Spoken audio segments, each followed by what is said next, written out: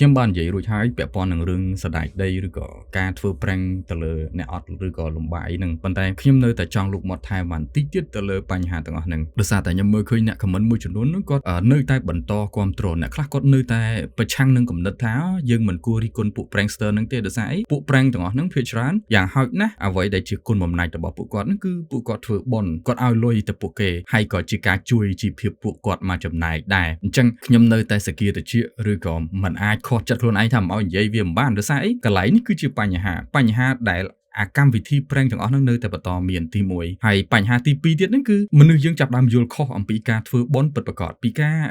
ធ្វើទានពិតប្រាកដដូចខ្ញុំនិយាយអញ្ចឹងខាងដើមវីដេអូខ្ញុំពីមុនដែលខ្ញុំបាននិយាយហ្នឹងខ្ញុំលើកឡើងថាម៉េចខ្ញុំថាទី1នៅពេលដែលយើងធ្វើបុណ្យយើងធ្វើបាបគេមុនសិនយើងធ្វើបាបលេងសើចជាមួយគេញ៉េះញោះគេឲ្យគេខឹងក្តៅក្រហាយឬក៏ឲ្យគេតូចចិត្តទោមនស្សជាមួយនឹងសកម្មភាពយើងច្រើនហើយរួចហើយយើងយកលុយហ្នឹងទៅញុកចូលដៃរបស់គេហើយយើងកំពុងតែបង្រៀនទស្សនិកជនឲ្យគាត់នឹងយល់ឃើញថាយើងអាចលេងសើចឈួតយើងអាចធ្វើឲ្យប៉ះពាល់អារម្មណ៍គេឲ្យក្តៅក្រហាយទូមនោះទាំងអស់នឹងបានមកសប្បាយហើយយើងគ្រាន់តែញុកលុយនឹងទៅគឺសង្ឃឹមថាអាចទិញកិត្តិយសសេចក្តីថ្លៃថ្នូរពីអ្នកដែលគាត់ធ្វើបាបនឹងបានឬក៏អាចទិញ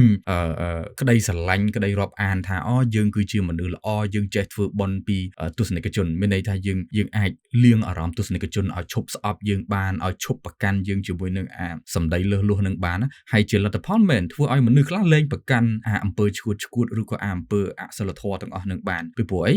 នៅពេលដែលធ្វើឈួតមកសន្ទុះហើយគ្រាន់តែឲ្យលុយសងជំងឺចិត្តបន្តិចបន្តួចគេអាចទទួលស្គាល់ថាជាអំពើល្អឃើញទេអញ្ចឹងអានឹងគឺជាការរៀនបានខុសពីវីដេអូ prank ហ្នឹងអានឹងគឺជាលទ្ធផលដែលកើតចេញពីការធ្វើវីដេអូ prank ខុសអសិលធម៌ទាំងអស់ហ្នឹងអញ្ចឹងកន្លែងនេះខ្ញុំចង់សួរត្រឡប់ទៅខាងអ្នកដែលគ្រប់គ្រងអ្នកដែលលេង prank ខុសសុជីវធម៌ទាំងអស់ហ្នឹងខ្ញុំចង់សួរថាចេះឧបមាថាបើសិនជាមានគេឲ្យលុយយើងប៉ុន្តែមិនយើងចំទោសកុំដាក់យើងគេឡើយយើងវាអត់ជឿចាប់យើងយកសាច់ញាតិយើងឬក៏បងប្អូនយើងដែលជាអ្នកលំបាកសម័យថាយើងមានបងប្អូនយើងអ្នកលំបាកជាម្ដាយឬក៏ជាឪពុកឬក៏ជាកូនរបស់យើងហើយមានអ្នកដតីនឹងយកលុយមកឲ្យប៉ុន្តែមុនពេលគេយកលុយមកឲ្យគេលេងសើចជាមួយគាត់មកអស់ចិត្តគេឲ្យហើយគេដកវិញឬក៏គេធ្វើជាធ្វើបាបឬក៏គេធ្វើឲ្យគាត់ខឹងក្តៅក្រហាយនៅក្នុ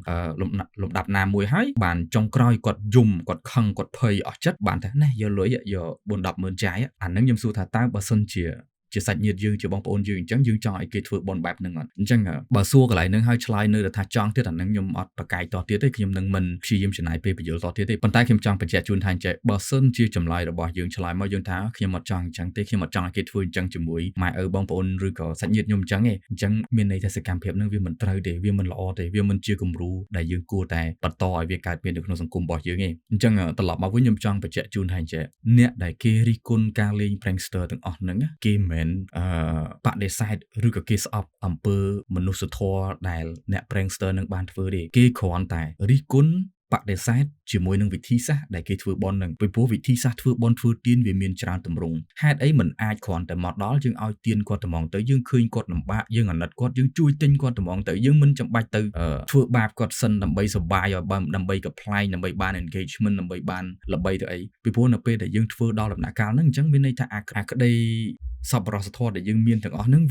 ងវាត្រូវបានយើងកាល់កលេមានន័យថាយើងកណនីឲ្យស្រេចថាខ្ញុំនឹងចំណាយប្រមាណដើម្បីលេងកំ pl ែងជាមួយអ្នកនេះខ្ញុំនឹងវិនិយោគប្រមាណដើម្បីទិញអារម្មណ៍អ្នកមើលឲ្យអាណិតយាយហ្នឹងយើងចំណាយប្រមាណដើម្បីទិញបានអារម្មណ៍ឬក៏ក្តីស្រឡាញ់ពីអ្នកមើលដើម្បីឲ្យគេមើលឃើញថាយើងគឺជាមនុស្សល្អមានទឹកចិត្តចេះជួយមនុស្សចាស់ឬក៏ចេះធ្វើបន់អីចឹងទៅអញ្ចឹងអាជំនួយមិនថាប្រមាណដុល្លារដែលគាត់តម្លាក់ទៅហ្នឹងឯងវាមិនមែនជាទឹកចិត្តពិតប្រាកដថាគាត់ចង់ជួយយាយហ្នឹងឯងវាគឺជាវិនិយោគទុនដែលគាត់តម្លាក់ទៅជួយយាយហ្នឹងហើយទិញបានអារម្មណ៍ស្រឡាញ់ពីយើងទិញបានការគ្រប់គ្រងពីយើងអ្នកមើលហើយនឹងលៀងអំពើខុសឆ្គងទាំងអស់ជាមួយមីងហ្នឹងកុំឲ្យមីងហ្នឹងប្រកាន់យើងកុំឲ្យយាយហ្នឹងដែលគាត់ធ្វើបាបហ្នឹងប្រកាន់គាត់អញ្ចឹងលុយហ្នឹងមិនមែនជាជំនួយទេវាគឺជាវិនិយោគទុននៅក្នុងការធ្វើ content complaint របស់គាត់ទេអញ្ចឹងខ្ញុំចង់ឲ្យយើងនឹងយល់ឲ្យច្បាស់បន្តិចមុននឹងយើងការពារអ្នកណាយើងត្រូវរៀនមើលហេតុផលវែកញែកឲ្យច្បាស់វានៅនឹងអាភាពខុសឆ្គងវានៅនឹងយើងអត់អាចយកអំពើល្អរបស់គាត់ទៅគ្របលើវាឲ្យ